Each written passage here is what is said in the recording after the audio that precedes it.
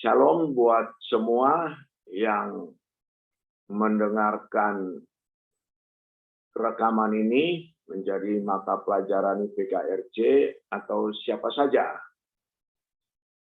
Saya berharap bahwa semua yang mendengarkan diberkati Tuhan, dijauhkan dari COVID-19, dan juga memahami apa yang saya sampaikan ini untuk makin membuat kita yang terlibat di Majelis Umat Kristen Indonesia, MUKI, makin mencintai Tuhan, makin sadar akan kewajiban kita, yaitu membuat MUKI menjadi lembaga yang mampu memberdayakan anggotanya dan juga memperjuangkan aspirasi dan kepentingannya bahkan untuk masyarakat sekelilingnya. Jadi MUKI itu terutama adalah dua kata kerja dalam pelayanannya. Satu, memberdayakan. Yang kedua, memperjuangkan. Memberdayakan anggotanya dan masyarakat sekelilingnya supaya makin aktif, makin terampil, makin memahami kewajiban dan haknya sebagai warga negara, makin mampu membangun Indonesia, bukan hanya keluarganya, dirinya, dan lain-lain, dan juga mampu memperjuangkan aspirasi, keinginan-keinginan yang baik dari anggota dan masyarakat sekelilingnya, membangun Indonesia menjadi Indonesia yang unggul, maju. Dan juga kepentingannya, banyak kepentingan tentang pendidikan, tentang ekonomi, tentang hal-hal lain, atau bahkan juga ada yang mungkin saja mengalami kezaliman atau juga dalam hukum tidak diperhatikan atau ada diskriminasi, maka MUKI sebagai ormas wajib untuk membelanya. Dan juga masyarakat sekelilingnya, karena kita umat Kristiani, umat Kristen, Majelis Umat Kristen dengan anggotanya, bukan semata-mata kita eksklusif berada di Indonesia, tapi kita adalah bagian integral dari bangsa Indonesia. Jadi kita harus perhatikan juga masyarakat sekelilingnya. Saudara-saudaraku, saya Bonar Simangunsong, Insinyur Doktorandus, Sarjana Ekonomi, Master of Science. Pendidikan saya pernah di ITB, pernah di Uni Soviet, pernah di Amerika Serikat, di Australia, di LAN, di Indonesia. Sebagai kompetensi saya, dan pada awal-awal dari MUKI, saya ikut membangun MUKI. Mulai dari gagasan sampai menjadi badan hukum. Nah, itu yang mau kita bicarakan. Karena mata pelajaran ini adalah sejarah MUKI. Nah, lanjut. Jadi dalam pembukaan ini, pertama-tama kita bersyukur kepada Tuhan yang Maha Kuasa dalam nama Tuhan Yesus Kristus. Bahwa ada MUKI. Bahwa ada juga orang yang mau mengurus MUKI. Karena tidak gampang. Apa itu MUKI, apa itu ormas, nanti akan jelas.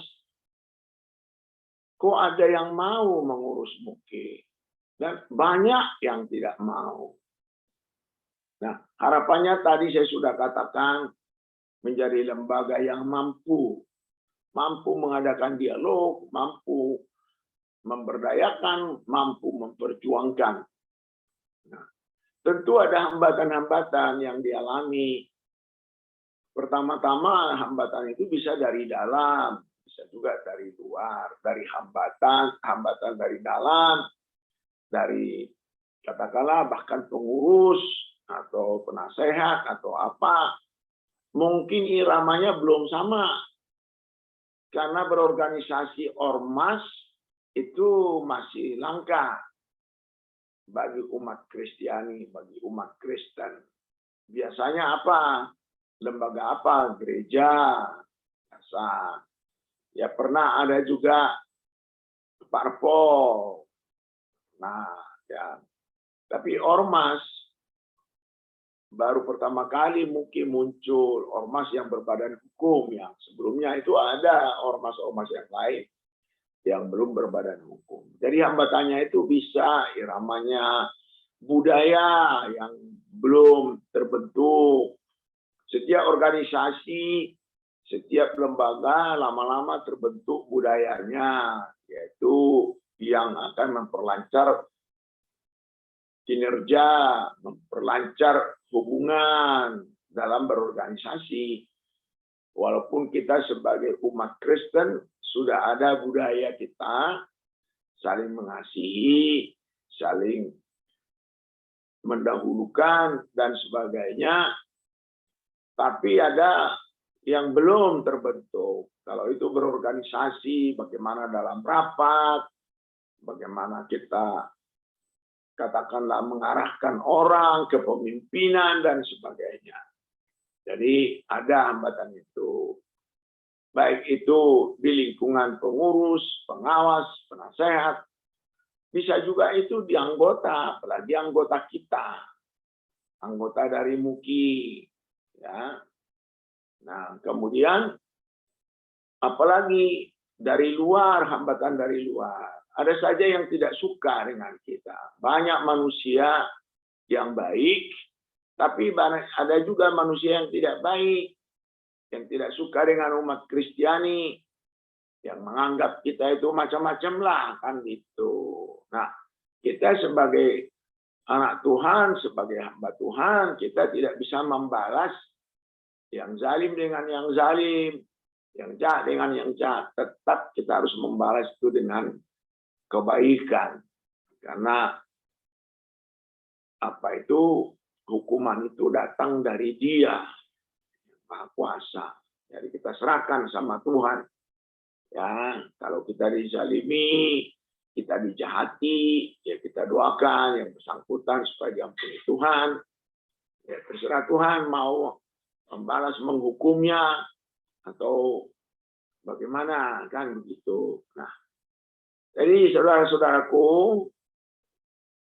terutama nanti yang akan mengikuti pembelajaran berikutnya, yang akan membekali anak-anak Tuhan, yang akan membekali anggota MUKI, ya, atau pengurus MUKI di pusat, di daerah, atau di mana saja, atau bahkan juga orang lain, siapa tahu di luar anggota MUKI ada juga yang mau belajar dengan IPKRC. Ya silakan aja, menurut saya malah bagus. Karena lembaga kita, MUKI itu adalah lembaga terbuka, lembaga kasih. Jadi bisa saja itu. Nah, maka silakan didengarkan, kemudian nanti pada waktunya akan ada tanya jawab. Jadi ada satu metode baru yang dibuat oleh IPKRC, tentu dengan direkturnya Bapak Agus Suryadi. Puji Tuhan, beliau merekam dulu, ya, bahan-bahan ajaran itu dikirimkan kepada calon peserta, kemudian peserta setelah peserta tidak lagi diadakan seperti ini, pendengar atau peserta itu mendengarkan apa yang diucapkan, diceramahkan, tapi sudah langsung pada diskusi, tanya jawab, ya, karena sudah didengarkan, sudah dipelajari sebelumnya di tempat masing-masing. Jadi ini metode baru, bagus ini, bagus. Ya, terima kasih ya, salut buat pengurus IPKRC, direktur dan teman-teman. Ya, walaupun saya ini adalah pengarah dari IPKRC, ya, maka saya juga menghargai ini pemikiran bagus kan gitu. Nah, tentu nanti dari waktu ke waktu disempurnakan karena never ending improvement, penyempurnaan itu nggak pernah berhenti, sehingga lembaganya, pengurusnya yang lengkap dan sebagainya itu nanti makin bertambah dengan SK-nya yang sesuai, ya, karena IPKRC itu sebagai lembaga pendidikan dan pengkajian, nah ini pernah saya katakan, nah, itu harus terpeta dalam kepengurusannya. Katakanlah wakil direktur pengkajian ada, ada wakil direktur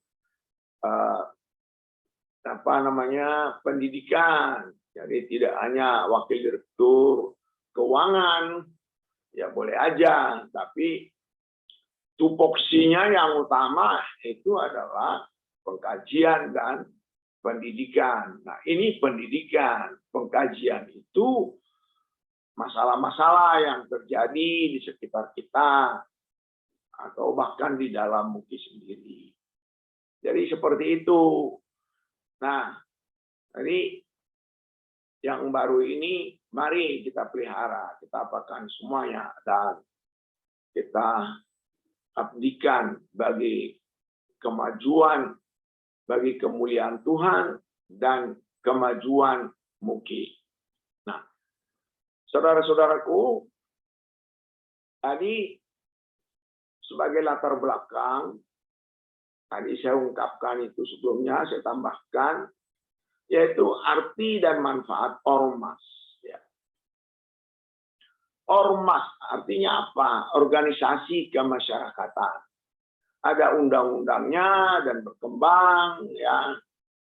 Yang pertama itu dulu tahun, lupa saya 84 atau 85, masih rada-rada bebas di situ, ya.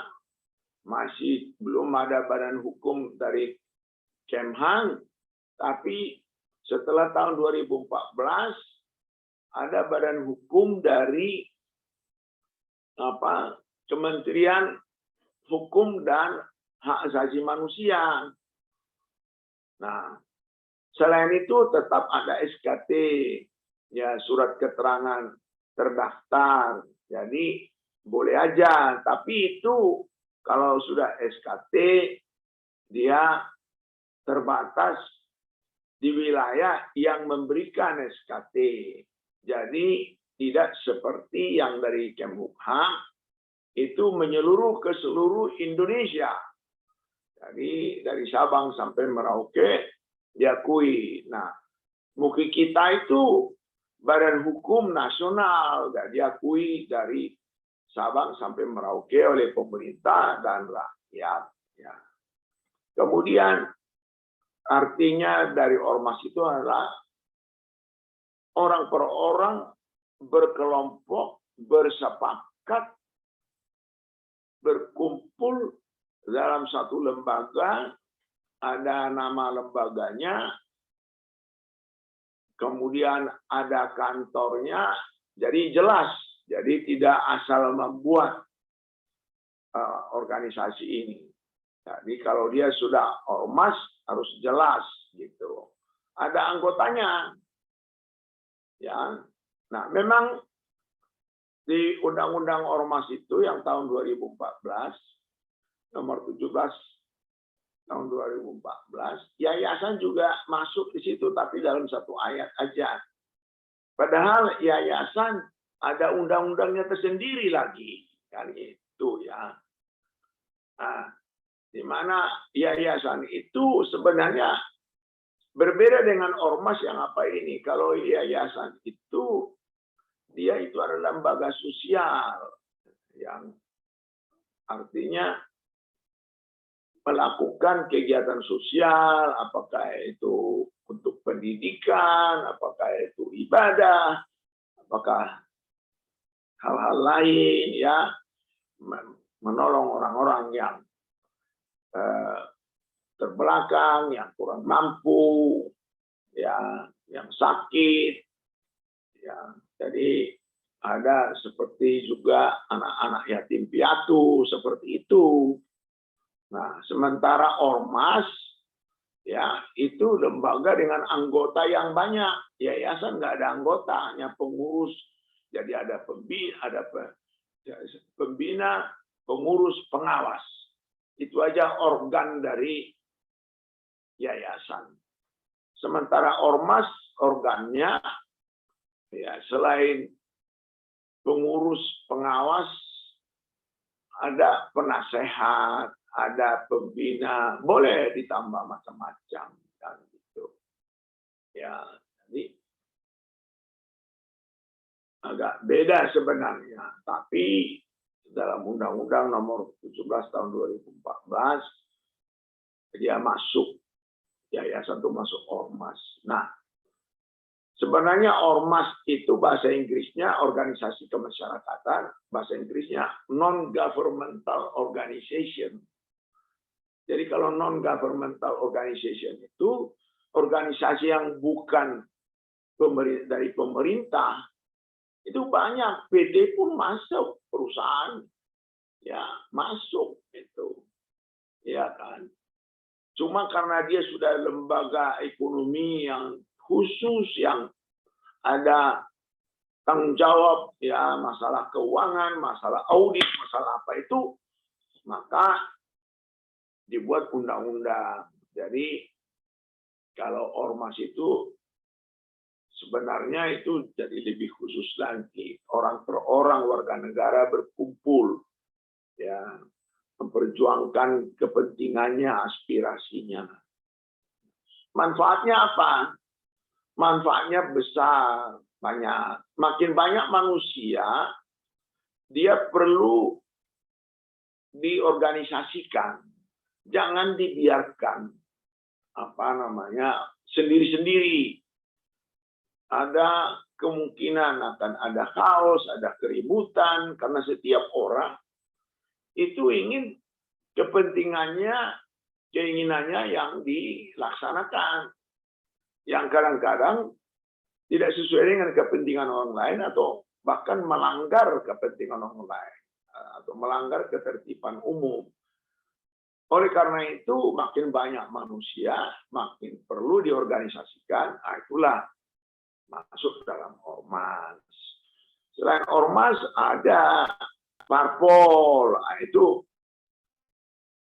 kekhususan lagi, undang-undangnya lebih ketat karena di sini ada perjuangan kekuasaan, pemilihan umum, pilkada, bahkan pilpres dan sebagainya. Jadi berbeda. Ya, ada baiknya IPKRC juga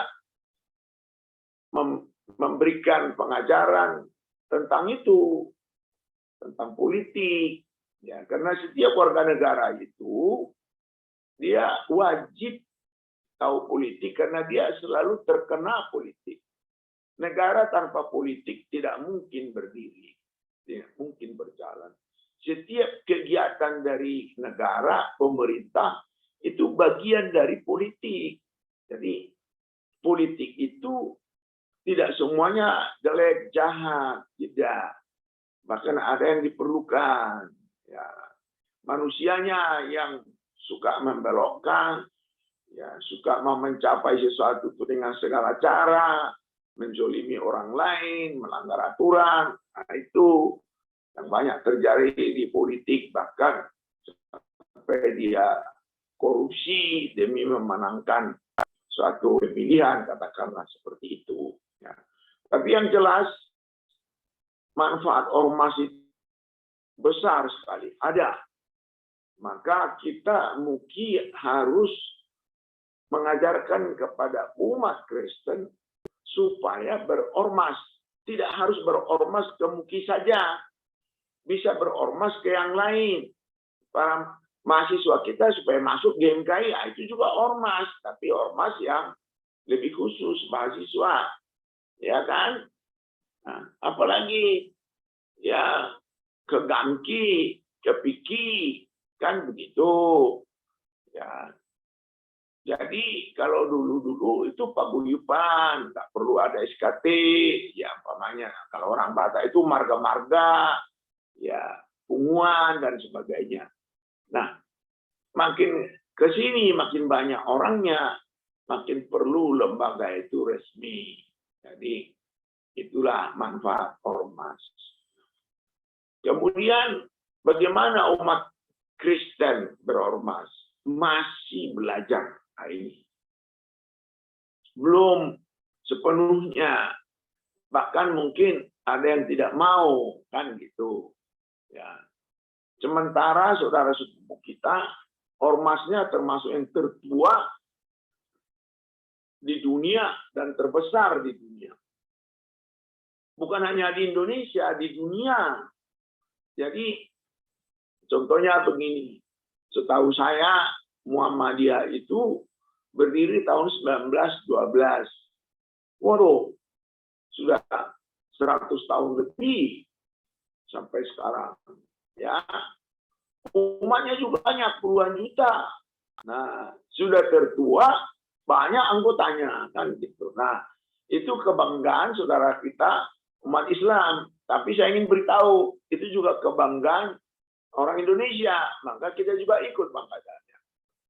NU Konon itu berdiri 1926, ya, belum 100 tahun, tapi sudah dekat. Termasuk juga yang tertua, jangan-jangan yang terbesar, karena anggotanya lebih besar lagi, sangat banyak, puluhan juta, konon 90 juta lebih kan itu. Nah, itu juga kebanggaan bangsa Indonesia. Kita juga ikut bangga, karena itu adalah ormas, ya jangan-jangan yang terbesar di dunia, ya. Ini perlu diteliti. Atau juga yang tertua, ya, salah satu yang tertua. Nah, jadi itu umat Kristen baru belajar berorganisasi ini. Kan gitu. Tidak apa-apa, kita ketinggalan, tidak apa-apa. Asal kita melakukannya dengan profesional, dengan baik. Ya, jadi ormas kita ini MUKI, mari kita pupuk, mari kita besarkan, mari kita gunakan bagi kemuliaan Tuhan, bagi kemajuan bangsa Indonesia, bagi kemajuan umat Kristiani, bagi kemajuan umat Kristen. Ya. Nah, sebelum MUKI berdiri, sudah ada ormas dulu. Ya, yang hanya pada tingkat berdiri, seakan-akan paguyuban, tapi kesepakatan. Namanya Forum Komunikasi Kristiani Jakarta, FKKJ. Yang kebetulan saya juga ikut mendirikannya dan ketua umum pertama. Nah, sekarang masih ada, tetapi aktivitasnya kurang paham saya. Jadi ini menjadi ormas kita dulu, tempat kita belajar, kepentingan-kepentingan kita perjuangkan di Jakarta, karena ini Jakarta. Nah, waktu itu masalah ibadah, tempat ibadah yang diganggu, bahkan ada yang dibakar, dan sebagainya. Bahkan ada hamba Tuhan yang ditembak waktu khotbah, itu di Sulteng, ya. Jadi kita bahas, kita bicarakan, kan itu, ya. Oke. Nah, berdiri tahun 99. Nah, saya menjadi ketua umumnya itu sampai tahun, ya mungkin 2005 Pak, setelah MUKI berdiri, ya kan gitu. Jadi itulah sebagai latihan. Di Surabaya waktu itu sudah ada FKKI, Forum Komunikasi Kristiani Indonesia. Ya sebenarnya sudah ada GMKI, yang kebetulan saya anggota GMKI tahun 1958. Waktu kuliah di ITB, masuk ITB 1958 setelah tamat SMA. Nah, sudah ada GAMKI, menyusul kemudian PIKI. Tapi itu ormas-ormas yang tertentu, ormas umum. Artinya ya semua warga negara yang beragama Kristiani boleh aja yang ada di Jakarta. Ya boleh aja masuk di atau di MUKI ya dari seluruh Indonesia ya. Jadi kalau FKKJ kan di Jakarta. Ya. Jadi itulah cikal bakalnya. Jadi saudara-saudaraku, para peserta IPKRJ dipahami karena kita belajar tentang organisasi. Ya, apakah itu organisasi kemasyarakatan atau bukan atau apa, pokoknya organisasi itu sudah menjadi fenomena zaman modern. Setiap orang masuk ke organisasi. Di negara-negara maju, setiap orang, ya warga negaranya masuk mungkin di 5-6 ormasnya. Nah, kalau ditanya umat Kristen, di ormas berapa? Jangan-jangan belum ada, selain gereja. Jangan-jangan juga di gereja tidak terdaftar, kan itu. Nah, tidak bisa, sayang sekali. Setiap umat Kristen itu harus masuk dalam ormas. Karena dia adalah manusia, kelompok masyarakat, dan dia ada di negara yang mempunyai hak dan kewajiban yang kadang-kadang harus diperjuangkan. Kan begitu. Lanjut. Nah, jadi, Bapak sekalian, itulah sebagai pendahuluan tadi, maka saya akan menguraikan munculnya gagasan ormas Kristen. Ya, jadi tadi itu arti ormas, manfaat, kemudian bagaimana hubungan dengan umat Kristen, ada FKKJ. Ya.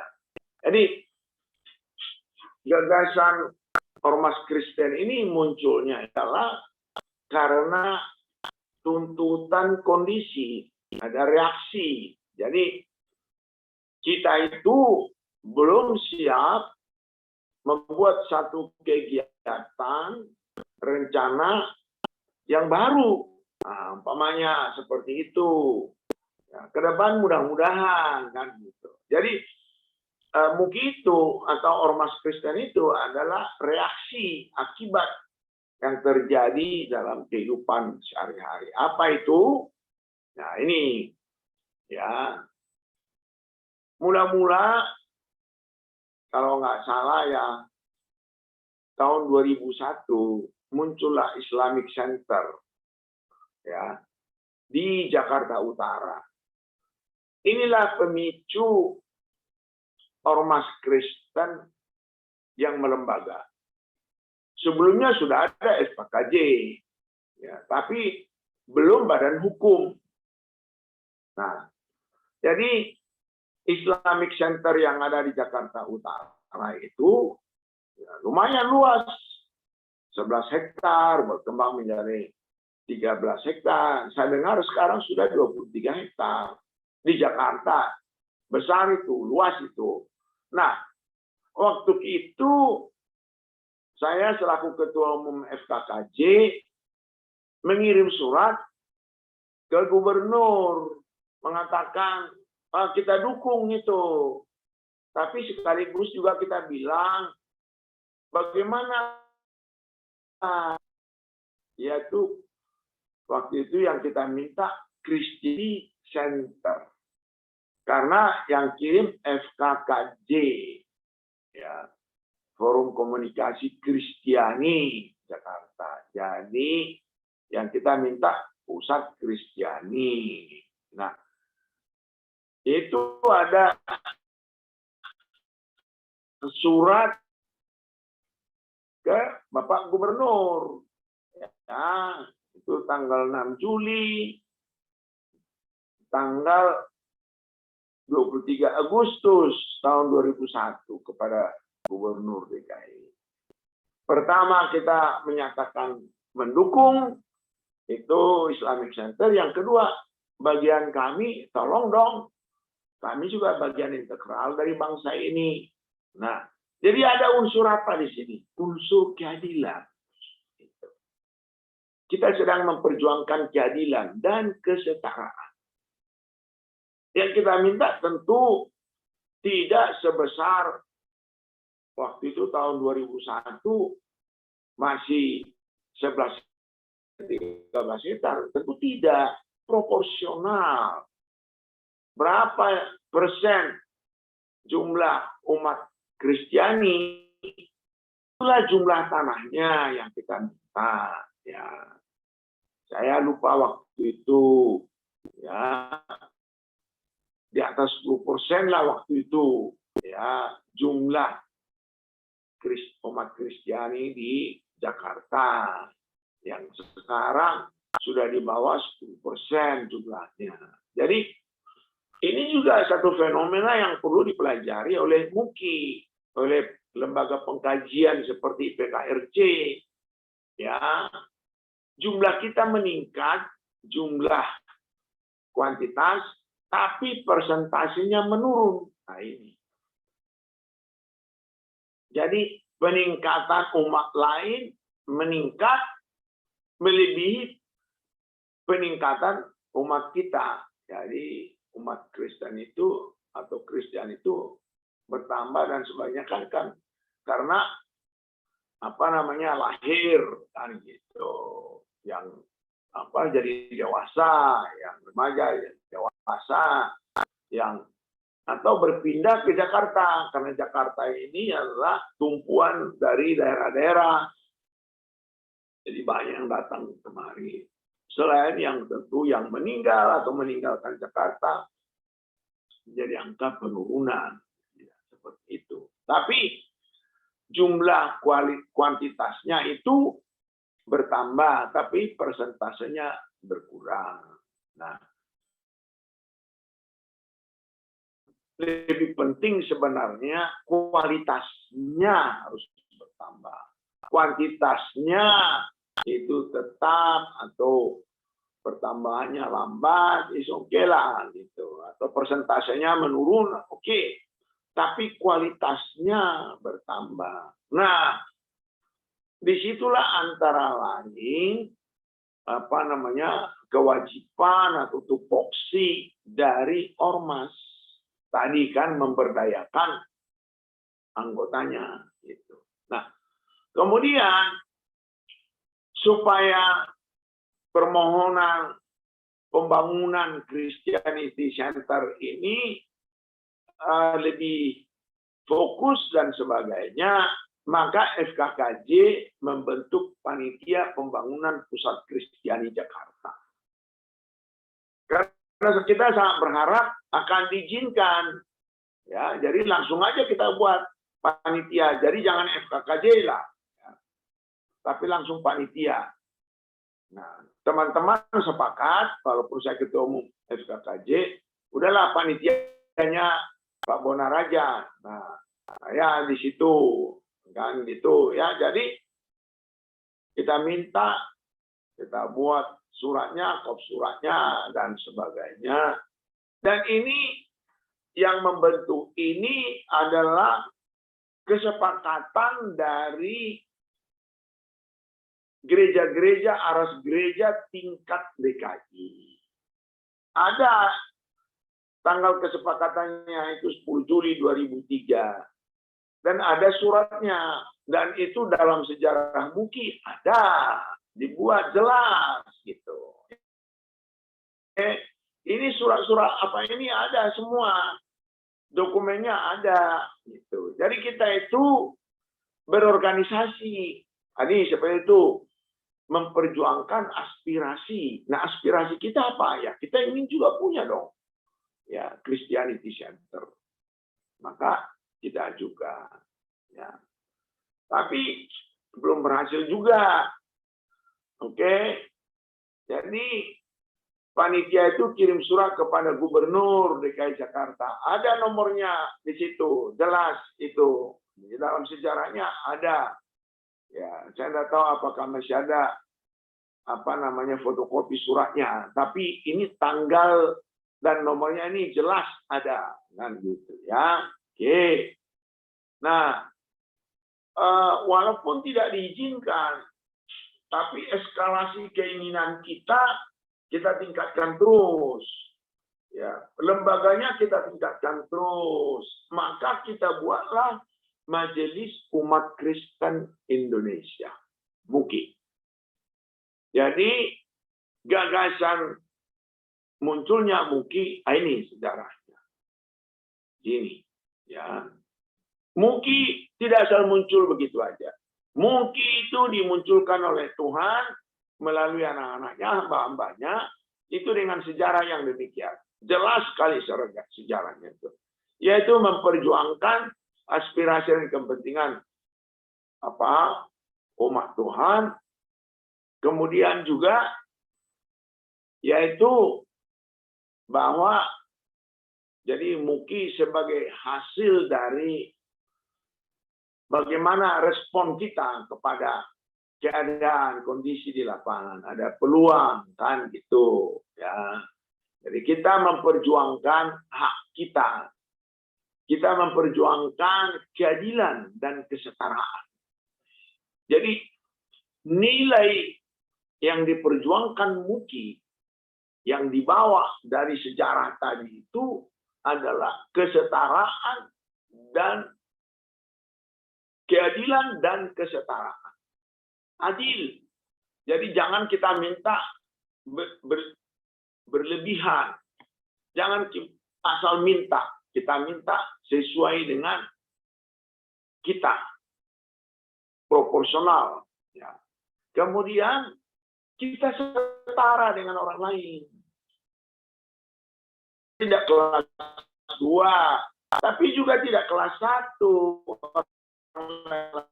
Kita sama dengan yang lain. Semua bangsa Indonesia itu sama, Bhinneka Tunggal Ika, kan gitu.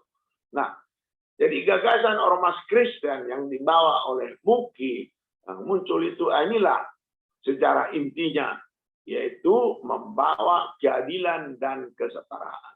Lanjut. Jadi penamaan ormas Kristen itu adalah Majelis Umat Kristen Indonesia. Itu tidak asal kita munculkan. Kita juga mendengar masukan, ya, yaitu adalah dari Pembimas Kristen DKI Jakarta. Jadi ada suratnya. Nah ini suratnya tanggal 30 Juni tahun 2005. Dirikanlah MUKI gitu. Ya. Ditujukan ke FKKJ. Waktu itu masih FKKJ. Ya. Nah, dipelajari lah surat itu yang mengatakan Majelis Umat Kristen Indonesia, lembaganya begini-beginilah gitu. Tadi karena belum muncul Undang-Undang nomor 17 tahun 2014 tentang ormas, masih menggunakan yang lama, maka ormas MUKI itu masih lebih bebas, boleh dikatakan begitu. Nah, surat itu kita tanggapi, kita kumpulkan aras gereja tingkat DKI. Sehingga ada kesepakatan bersama aras gereja tingkat DKI tanggal 1 Desember tahun 2005 membentuk MUKI DKI Jakarta.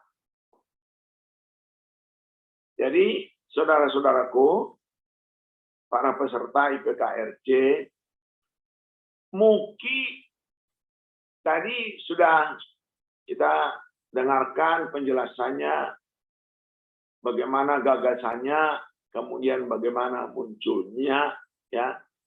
Kita libatkan gereja. Jadi bukan, walaupun karena ini masih tahun 1984 kalau nggak salah itu undang-undangnya, masih bisa aras gereja itu ya katakanlah mendorong, membentuk MUKI itu. Kalau sekarang tidak, karena resmi ya, secara resmi. Kalau secara gagasan apa itu tentu boleh aja.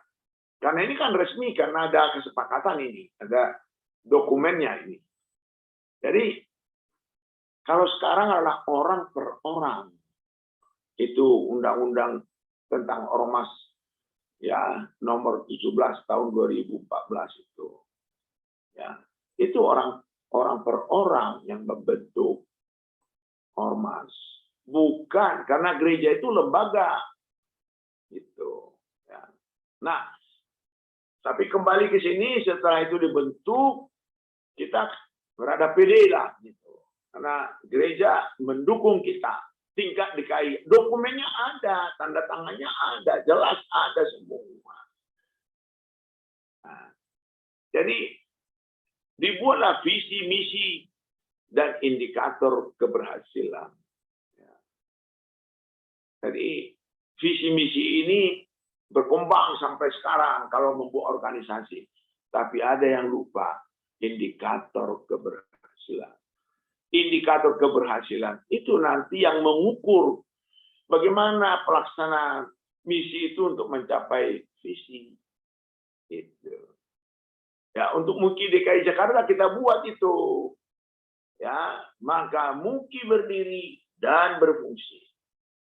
Nah, sesuai dengan ketentuan, langsung kita minta surat tanda terima pemberitahuan keberadaan organisasi, SKT. Ya. Surat apa namanya? Surat SKT, saya mohon maaf, SKT surat tanda terdaftar ya. Jadi ada nomornya, ada semuanya ada, masih ada dokumennya ini ada. Gitu. Jadi mula-mula MUKI DKI Jakarta, oke, memperjuangkan keadilan dan kesetaraan pada awalnya Christian Center. Karena akhirnya kita buat MUKI ya, yang menghimbau itu surat pembimas Kristen DKI. Jadi saya bilang sama kawan-kawan, oke, karena perjuangan kita sekarang melibatkan juga apa namanya pemerintah, kita itu dianggap dua, dan memang dua gitu, ya Kristen dan Katolik. Ya, oleh karena itu, oke, mari kita buat MUKI. Nanti teman-teman membuat MUKATI, umat Katolik. Iya, tadinya gitu. Tapi puji Tuhan yang adalah Fox Point kan.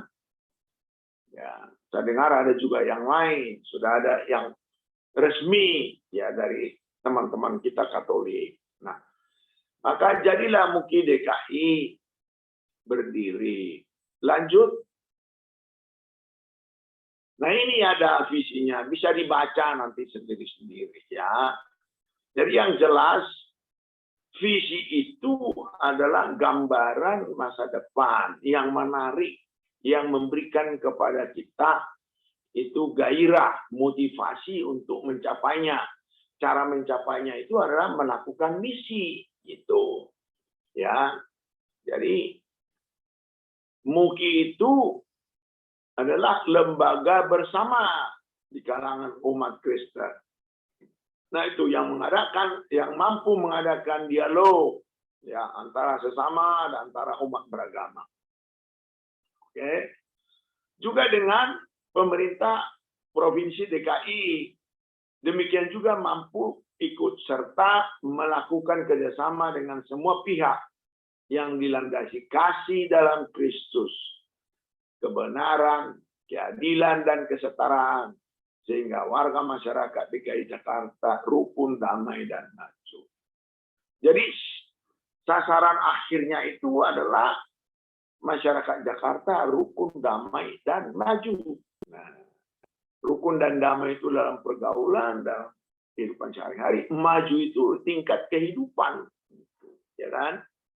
Jadi visi ini jangan dilupakan. Inilah yang akan memberikan motivasi kepada setiap umat Kristen atau anggota MUKI untuk bergerak maju. Gitu. Ya, mungkin visi ini formulasi kalimatnya sekarang itu agak berbeda dengan ini, tapi intinya ini. Gitu. Ya, jadi apa? Mampu dia lembaga ini mampu mengadakan dialog kan gitu. Jadi dia itu harus inklusif, jangan eksklusif, jangan tertutup, dia terbuka. Nah, dengan siapa? Semua pihak, semua ormas lainnya, dengan pemerintah kan gitu. Bahkan dengan pihak luar negeri. Nah, selain itu juga mampu bekerja gitu. Ya, jadi berdialog mampu, bekerja sama mampu, dan semua dilandasi dengan kasih Kristus, kebenaran, keadilan, dan kesetaraan. Keadilan dan kesetaraan itu satu paket, ya, sehingga warga Jakarta itu tadi itu rukun, damai, dan maju. Nah, misinya ini MUKI menyelenggarakan dialog, ya, mampu dia, tentu harus dibuktikan, dia menyelenggarakan kan gitu, dialog, ya. MUKI memberdayakan umat Kristen, ya, agar menjadi warga masyarakat yang berperan dalam kerukunan, kedamaian, dan pembangunan, serta mencintai NKRI berdasarkan Pancasila 45. Ya. Nah, MUKI bekerja dengan umat beragama lainnya dan dengan Pemda DKI Jakarta dan dengan pihak manapun untuk memajukan bangsa Indonesia. Ya, sesuai ketentuan yang berlaku. Lanjut. Jadi indikator keberhasilan sebenarnya ada, ya, cuma tidak ditaruh di sini. Ya, sudah, nanti siapa yang butuh itu ya bisa diminta ke saya, ke Japri. Saya akan gali dokumen saya, nanti akan saya cari. Nah, kemudian apa aktivitas dan pengembangan MUKI DKI Jakarta? Jadi ormas itu tidak gampang mengembangkannya. Melakukan aktivitas saja tidak gampang. Karena apa? Ormas seperti MUKI itu ormas nirlaba. Harus ada sifat kejuangan dari pengurus, dari orang yang melakukan kegiatan untuk kepentingan umat Kristen dan bangsa Indonesia. Kalau tidak ada sifat kejuangan, sifat berkorban, itu nggak bisa jalan. Nggak mungkin. Karena nirlaba, nggak ada keuntungan pribadi. Maka semua anggota MUKI, maka saya harapkan dari pengajaran ini kepada peserta nanti, bahkan kepada trainer ini, mengembangkan, memberikan semangat kepada peserta supaya melakukan tugasnya dengan sebaik-baiknya tanpa mengharapkan kepentingan pribadi. Yang akan kita raih itu adalah kepentingan bersama. Bersama itu apa? Umat Kristen dan bangsa Indonesia. Kan gitu. Jadi aktivitas MUKI DKI Jakarta, jadi masih di Jakarta saja, tadi itu, satu permohonan pembangunan Christian Center. Jadi dari Christianity Center menjadi Christian Center. Jadi ambil bagian Kristen saja. Nah, kita tidak meninggalkan untuk Katolik, kita sampaikan kepada teman-teman Katolik pada saat itu, silakan kan gitu ya. Kemudian kita berikan tuh kita ajukan ke Gubernur DKI. Kedua, keterlibatan anggota DPRD DKI Jakarta ya dalam memperjuangkan Christian Center itu ada surat-suratnya ada nih. Ada yang tanggal 15 Maret 2010 ya kepada Ketua DPRD DKI Jakarta. Ada yang tanggal 25 Januari 2011 ya. Oke. Jadi kita itu mengajak semua pihak umat Kristen. Jadi kalau kita berhubungan dengan pemerintah yang berhubungan, yang permintaan kita itu ada hubungannya dengan APBN atau APBD, maka sebaiknya anggota DPR RI dan atau DPRD itu diikutkan yang beragama Kristen. Ya syukur-syukur yang tidak beragama Kristen mau membantu. Ya, karena masalah keuangan itu ikut menentukan DPRI atau DPRD ya masuk di APBN atau APBD ya. Nah, kemudian yang ketiga, MUKI DKI Jakarta menjadi MUKI nasional. Nah, ini. Jadi tadi baru SKT surat keterangan terdaftar ya tadi baru ingat saya maaf. SKT itu surat keterangan terdaftar. Ya. Belum badan hukum seperti yang sekarang. Begitu tahun 2014 ya. Oke. Muncul baru kita urus badan hukumnya ke Kemhukum. Tapi sebelumnya itu kita buat tingkat notaris saja, tingkat notariat. Jadi kita buat akte notarisnya dari MUKI DKI Jakarta menjadi MUKI nasional, dibuat akte notaris Ibu Jeli Eviana itu tanggal 28 Desember 2012, akte nomor 25 ya. Maka untuk itu kita buat deklarasi MUKI nasional, belum badan hukum. Ya, karena belum muncul itu apa namanya undang-undangnya. Tahun 2017 di Gedung Advent Jalan MT Haryono. Jangan lupa gereja-gereja itu ikut terlibat membantu secara melembaga, membentuk atau undang-undang tidak bisa. Oh ya, ini mohon maaf, masih bisa karena belum muncul tahun 2014 ya. Jadi deklarasi itu kita buat itu di Gedung Advent gitu. Ya, lumayan baguslah waktu itu ya. Nah, begitu muncul Undang-Undang Nomor 17 tahun 2014, maka kita uruslah badan hukum nasionalnya. Yaitu yang akte notaris tadi itu ya kita kirim ke Kemhukum. Maka keluarlah nomornya badan hukum MUKI. Ya itu akun nomor sekian itu tahun 2015. Ya. Jadi ada rapat umum nasional kita sebutkan. Ya. Jadi Bapak sekalian, dulu kita tidak sebut Munas. Kita sebut rapat umum nasional. RUN. Kenapa? Ya mohon maaf. Jadi karena mengingat perjuangan bangsa Indonesia dulu dijajah Belanda, dia muncul memproklamirkan itu ada rapat umum yang terjadi. Dulu di IKADA namanya, dipimpin oleh atau berpidato Presiden Soekarno. Ya. Jadi rapat umum. Nah, jadi ingin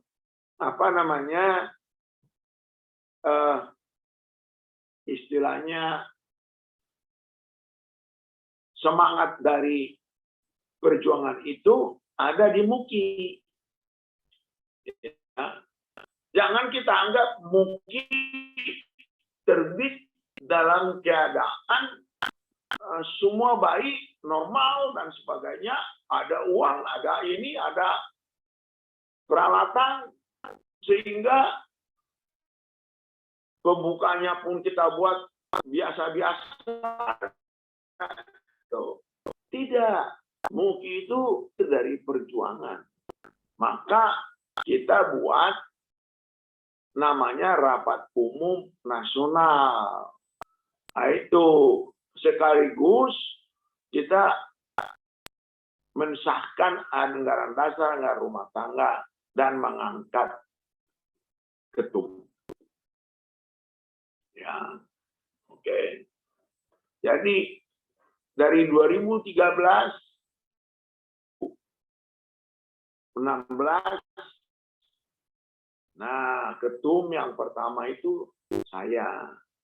Kemudian 2016 kita adakan Rapat Umum Nasional, maka dipilihlah Bapak Sarmen Purba SH sebagai ketum melanjutkan.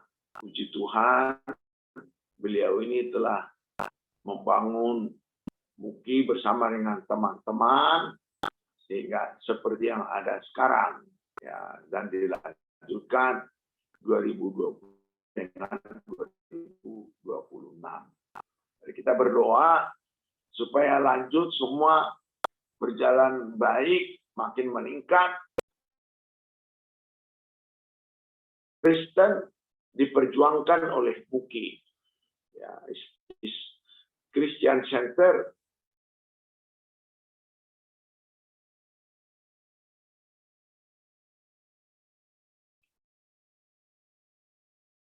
ya tahun 2016 itu.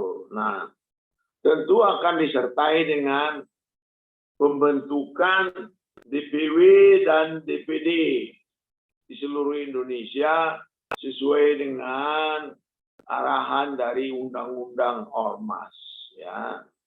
Maka pembentukan DPW dan DPD itu pionirnya itu ada pasti Provinsi DKI Jakarta, Provinsi Sumut, Provinsi Sulteng, Provinsi Jatim. Ya. Saya waktu itu ketum pergi ke provinsi-provinsi ini. Ya. Oke. Dan pionir DPD yaitu Kabupaten Tobasa, Kota Malang waktu itu. Ya. Sumber dananya donasi, sumbangan, ya, yang ada. Tapi secara undang-undang bisa hibah, gitu. Jadi ini yang perlu kita bicarakan. Ya, sumber dana ini penting. Tadi kan sudah saya katakan bahwa MUKI itu adalah organisasi nirlaba. Nah, jadi organisasi nirlaba itu sebagai lembaga dia tidak mempunyai transaksi ekonomi. Dia adalah menerima hibah.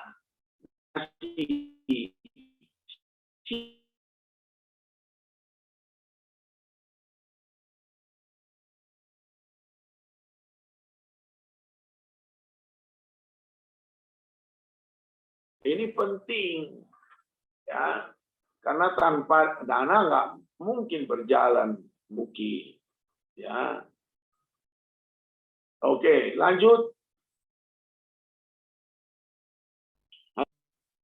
Ya, nah di sini ada ini dilampirkan dalam materinya.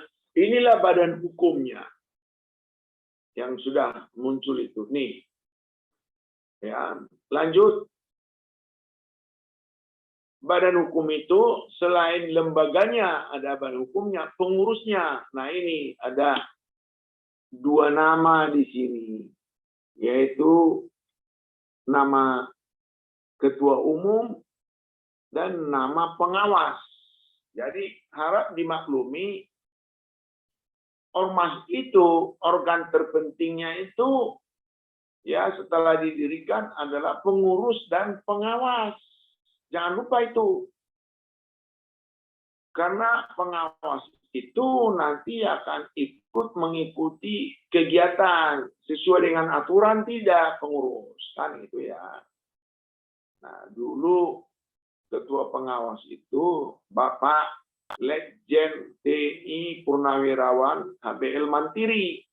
Ya. Jadi ada baiknya juga ya sowan ke sana ke beliau. Ya, mungkin sowan. Ya, jadi entah mengundang suatu saat, dikasih ceramah atau apa itu. Lanjut. Nah, Ibu-Bapak sekalian, saudara-saudaraku, para peserta training di IPKRC dan secara khusus trainer, karena ini adalah bagian dari TOT, maka jangan lupa bahwa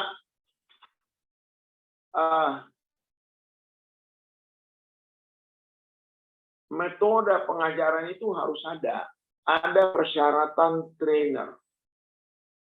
Ya, oke.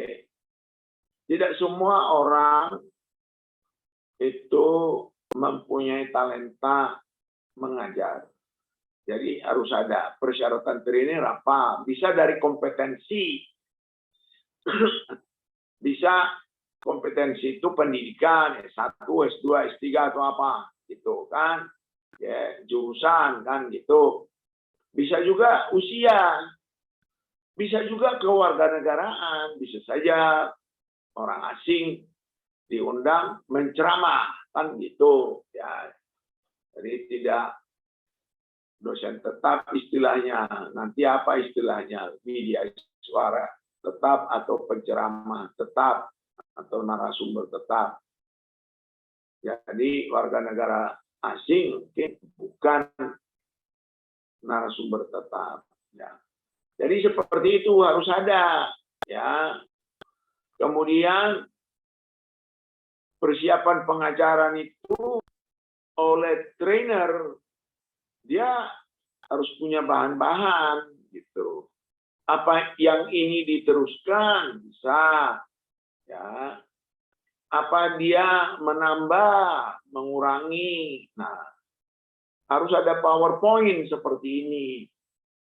Mau dibuat naskahnya, narasinya boleh, sangat boleh. Kenapa tidak?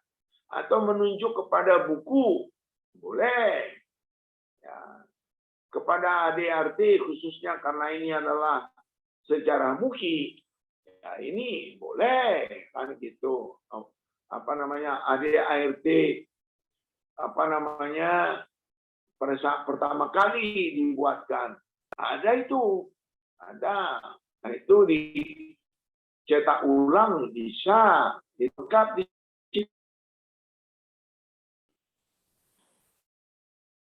ya, jadi IPKRC itu lembaga formal karena yang mendirikan itu lembaga formal. Apa itu?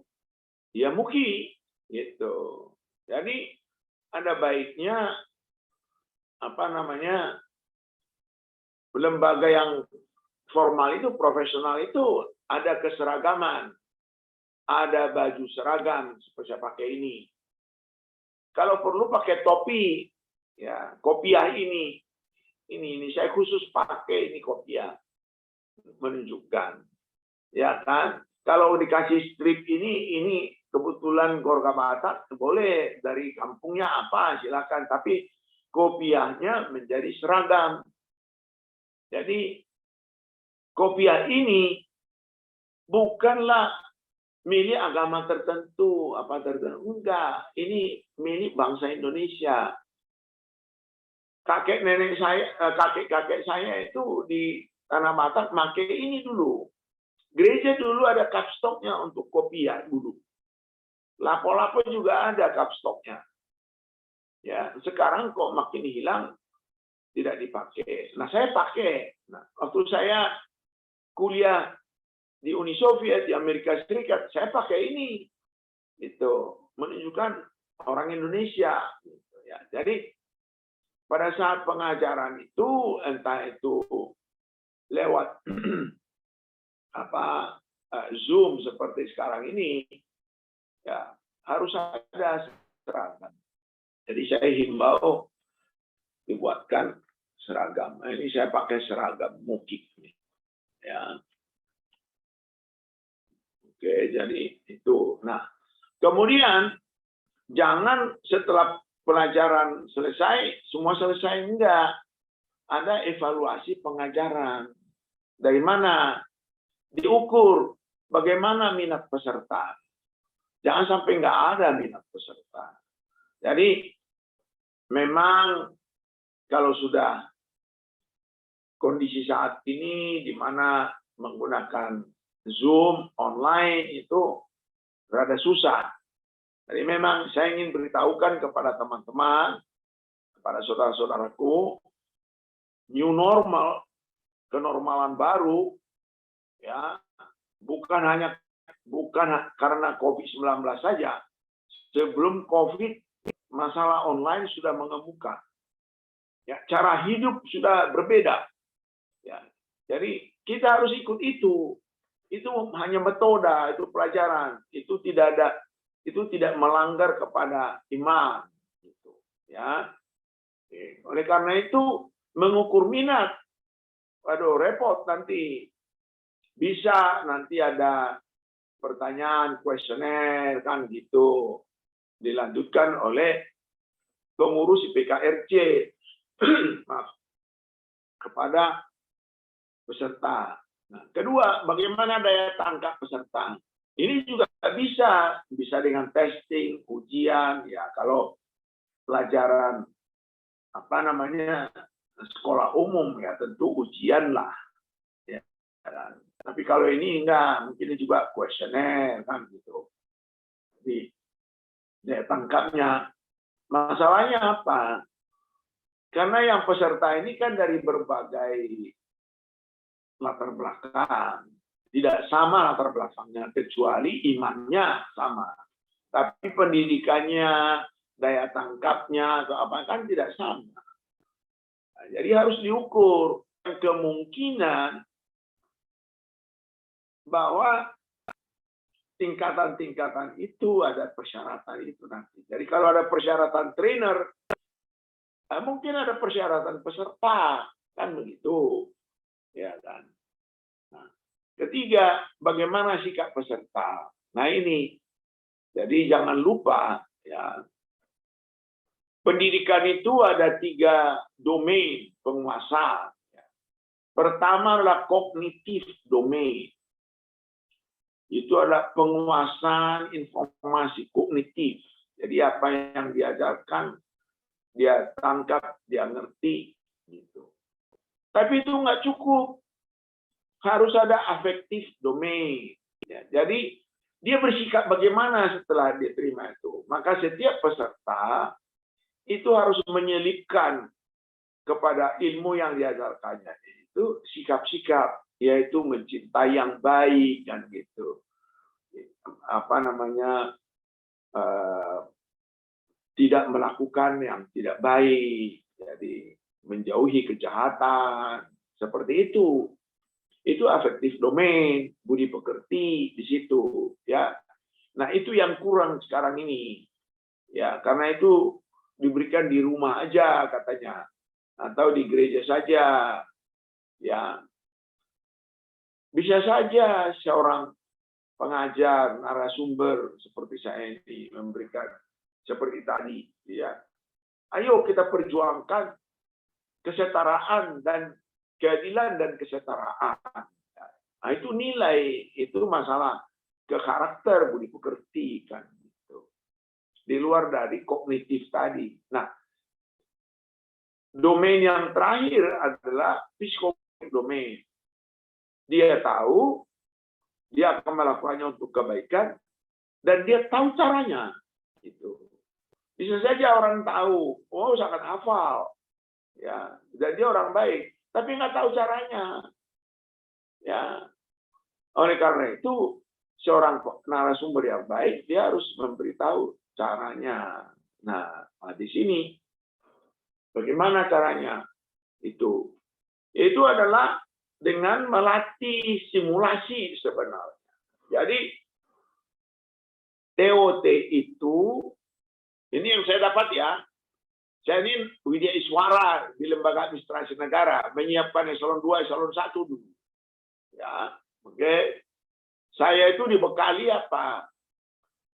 Itu tadi itu yang di atas itu, bahan-bahannya oke dan sebagainya, ya. Dan bagaimana membuat, mengukur keberhasilan peserta. Tapi juga dilatih simulasi, ya, dilatih mengajar. Jadi trainer di sini perlu nggak dia latihan di sini, kemudian para narasumber yang sudah jadi itu memberikan komentar, ya, setelah latihan itu, gitu. Jadi itulah psikomotorik, gitu ya. Jadi lembaga pendidikan itu adalah lembaga yang sangat strategis, sangat penting. Oleh karena itu, kajian-kajian tentang ini, metode-metodenya itu harus kuat di PKN. Lanjut. Nah, jadi saya sudah sampai kepada ujungnya. Terima kasih atas perhatiannya. Tuhan Yesus memberkati semuanya. Ya, diharapkan bahwa apa yang saya utarakan ini berguna bagi kemuliaan Tuhan, berguna bagi kemajuan mungkin. Tuhan beserta kita. Shalom. Sekian.